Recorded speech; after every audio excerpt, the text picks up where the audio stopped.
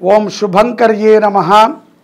आदित्याय च सोमाय मंगलाय बुधाय च गुरु शुक्रः शनिभ्यश्च राहवे केतवे नमः।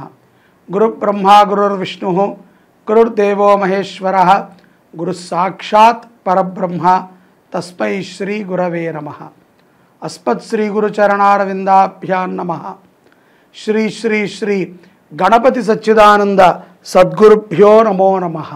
మే నెలలో కన్యా రాశి వారికి ఉన్నటువంటి గ్రహస్థితులని తెలియచేస్తున్నాము, శ్రద్ధగా ఆలకించండి.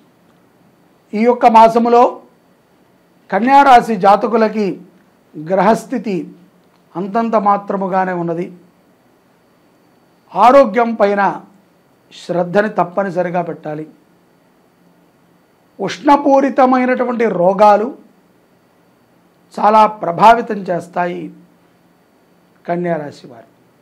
అతి ముఖ్యమైనటువంటి సూచనే ఆరోగ్యం. దేహి సౌభాగ్యమారోగ్యం దేహిమే పరమం సుఖం రూపం దేహి జయం దేహి యశోదేహి ద్విషోజహి.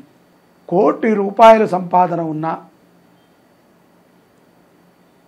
ఒక రూపాయి సంపాదన లేకపోయినా శరీరము ఆరోగ్యం అనేటువంటిదే జీవుడికి ప్రధానమైనటువంటిది.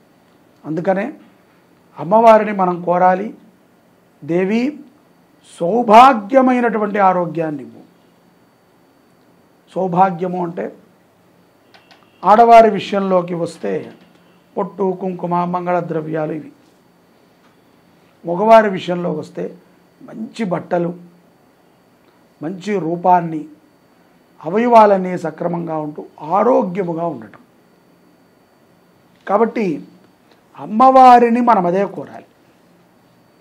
కన్యారాశి జాతకులు ఆరోగ్య విషయంలో శ్రద్ధని వహించడం అవశ్యం. ఉద్యోగస్తులు కానీ వ్యాపారస్తులు కానీ తమ తమ వ్యాపారాలని అభివృద్ధి చేసుకున్నటకు మీరు చేసేటువంటి కొన్ని ప్రయత్నములు ఫలిస్తూ ఉంటాయి. కానీ ఒకటి విషయం మనం బాగా గుర్తుపెట్టుకోవాలి, మనకి తెలిసిన విషయమే.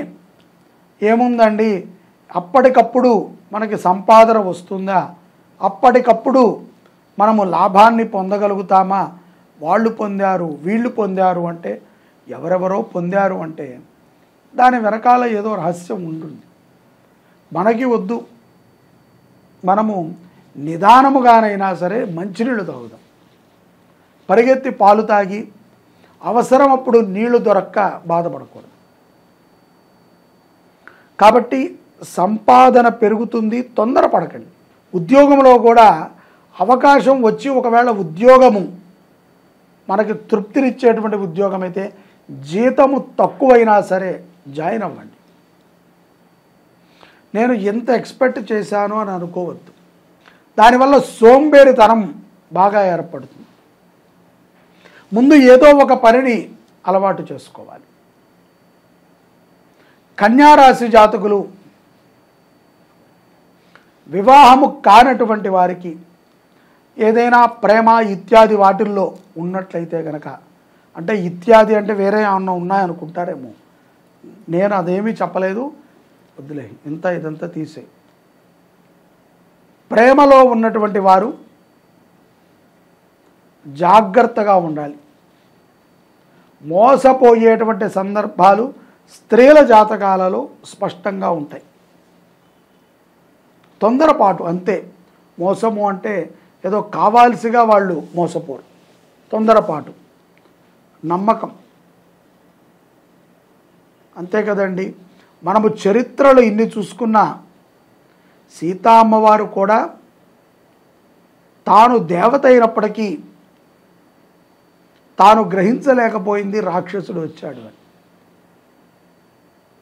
ఆ సందర్భానికి తాను తల్లి అయిపోయింది. ఆకలి అని వచ్చినటువంటి వాడికి తల్లి అయిపోయి లక్ష్మణుడు గీసినటువంటి గీతను దాటి వెళ్ళి ఆహారం పెట్టడం ద్వారా రావణాసుడు అపహరించుకు వెళ్ళాడు. దేవతే కదండి అని మనం అనుకుంటాం, కానీ ఆ స్వభావము అప్పటికి పనిచేయదు. అలాగే ప్రతి ఆడపిల్ల కూడా మంచిగానే అందరినీ ఇష్టపడవచ్చు, కానీ ఏదో తెలియదు, ఎక్కడో ఎవరో ప్రమాదాన్ని వాటిల్లి ఉంటారు. కాబట్టి తల్లిదండ్రులకి చెప్పి మీ వివాహాలను మీరు చూసుకున్నట్లయితే శుభమైనటువంటి అనుగ్రహాలని కన్యారాశి వారు పొందుతారు.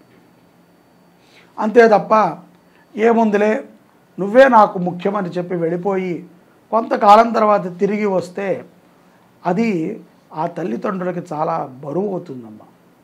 కాబట్టి ఆలోచనతో నిర్ణయాలని తీసుకోండి. మే 10 తరువాత కన్యారాశిలో ఉన్నటువంటి నిరుద్యోగులకి ఏదో ఒక చిన్నపాటి ఉద్యోగం అయితే దొరుకుతుంది. ముందు జాయిన్ అవ్వండి, శాలరీ అవన్నీ తర్వాత. ముఖ్యంగా పనిని అలవాటు చేసుకోండి. మనం ఇలాగే గనక నాకు ఎంత ఇస్తే అంతకే జీతానికి నేను దిగుతాను, లేకపోతే ఖాళీగానే ఉంటారంటే ఇప్పటికే ప్రపంచ దేశాలలో మనుషులతో పని లేకుండా తమ కార్యక్రమాలన్నింటినీ కూడా యంత్రపూరితంగా నడుపుతున్నారు. అలాంటి స్థితే వస్తే అనేక ఉద్యోగాలు పోతాయి. కాబట్టి మనం చేస్తేనే అవుతుంది అనేటువంటి ఒక దృఢమైనటువంటి నమ్మకం మనకు ఉండాలి. జీతం అనేటువంటిది పరమాత్ముడు మన కష్టానికి తగ్గ ఫలితాన్ని మనకి తప్పనిసరిగా ఇస్తాడు, ఇవ్వకుండా అయితే పోడు. కుటుంబములో ఉన్నటువంటి వ్యక్తులతో కొన్ని విషయాల యందు వాగ్వాదం పెరిగేటువంటి సందర్భాలు ఉంటాయి. మౌనము చాలా మంచిది కన్యారాశి వారికి. అలాగే విందు వినోదాలకి వెళుతూ ఉంటారు, చక్కగా అందరినీ కలుస్తూ ఉంటారు, అందరితో మమేకమై మాట్లాడుతూ ఉంటారు. ఈ సందర్భంగా కొన్ని సందర్భాల్లో జరిగేటువంటివే కన్యారాశి వారికి జరుగుతాయి.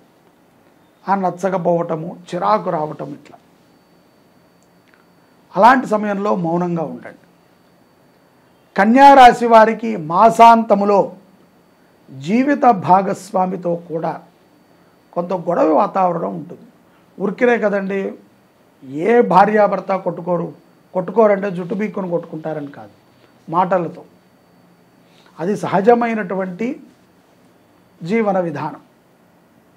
మనకి తెలిసి జీవరాశులలో ఈ విశ్వములో ప్రకృతికి వికృతికి ఎప్పుడూ కూడా సత్ సంబంధములు కొనసాగాలి అంటే ఎక్కడో ఒక చోట గొడవ జరుగుతూనే ఉంటుంది. సభ కోసం నవ్వేవాళ్ళు కొంతమంది ఉంటారు, బంధువుల కోసం నటించే వాళ్ళు కొంతమంది ఉంటారు, కొంతమంది సంతృప్తిగా బతుకుతూ ఉంటారు. అయినప్పటికీ ఈ సంతృప్తిగా బతికేటువంటి వారి మీదకి ఎవరో ఒకళ్ళు పుల్లలు వేస్తూ ఉంటారు. కాబట్టి చిన్న గొడవలని భూతద్దంలో చూసుకోవద్దు. ప్రశాంతమైనటువంటి వాతావరణాన్ని ద్వితీయార్థములో కూడా మీరు పొందగలగాలి. అలాగే విద్యార్థులు చాలా చక్కటి విద్యని అభ్యసించేటువంటి ప్రయత్నాన్ని మీరు చేస్తున్నారు. ఆ ప్రయత్నము సఫలమవటానికి ఏకాగ్రతని పెంచే విధముగా సరస్వతీ సూక్తాన్ని వింటూ ఉన్నాడు. కన్యారాశి జాతకులు 2024 మే మాసములో సత్ఫలితాలని పొందాలి అనుకుంటే సుబ్రహ్మణ్య దర్శనము, కాళభైరవ దర్శనము చాలా విశేషం వీళ్ళకి. అలాగే శని ప్రభావము లేనప్పటికీ కొన్ని దారిద్ర్యాలను అనుభవిస్తూ ఉంటారు. అది శని దారిద్ర్యములాగా ఉంటుంది. అందుకని ఈ యొక్క సుబ్రహ్మణ్య దండకాన్ని చదువుకోవటం మంచిది, విన్నా మంచిదే. ముఖ్యంగా మంగళవారము పూట కందులని దానము చేయండి. కంది పప్పుని అన్నదానములో దానము చేయండి. కన్యారాశి వారు సత్ఫలితాలని పొందుతారు. నర్మదా నది పుష్కరాలు చాలా విశేషమైనటువంటివి. నర్మదా నదికి రహస్యం అంటే ఒకటే, తనకి ఎక్కువగా నర్మదా నదికి తేమ ఉండదు. చాలా నదులకి తేమ ఉంటుంది. మీరు కృష్ణానదిని చూస్తే పాచి పడుతూ ఉంటుంది. అది గోదావరి కొంత ఉష్ణమైనటువంటి నీరు ఉంటుంది. గంగకి ఏ భావన ఉండదు, చప్పగా ఉంటుంది. నర్మదా నది యొక్క మృదుత్వం ఏమిట్రా అంటే అతి మధురమైనటువంటి జలము నర్మదా. ఆ పదములోనే ఇది ఈశ్వరాంశ, ఈశ్వరుడి యొక్క జటాజూటము నుంచి పడినటువంటి గంగ కంటే ముందుగా నర్మదా అక్కడ ఉంటుంది. నర్మదా చాలా మృదు స్వభావి. నదులన్నీ మృదు స్వభావాలే, నర్మదా పరమ మృదు స్వభావి. బ్రహ్మపుత్ర అనేటువంటి నదిని కూడా మనం వినే ఉంటాం. ఇది నేపాల్ ప్రాంతంలో ఉంటుంది. సింధు నది కూడా మనకి ఇంచుమించుగా గోహతి దగ్గరలో ఉంటుంది. ఈ నర్మదా భారతదేశానికి మొత్తానికి మధ్యలో ఉంటుంది.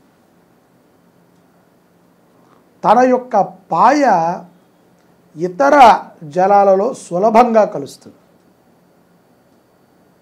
కలిసినప్పుడు ఇతర జలాలకు ఉన్నటువంటి స్వభావము నర్మదా నదికి వస్తుంది.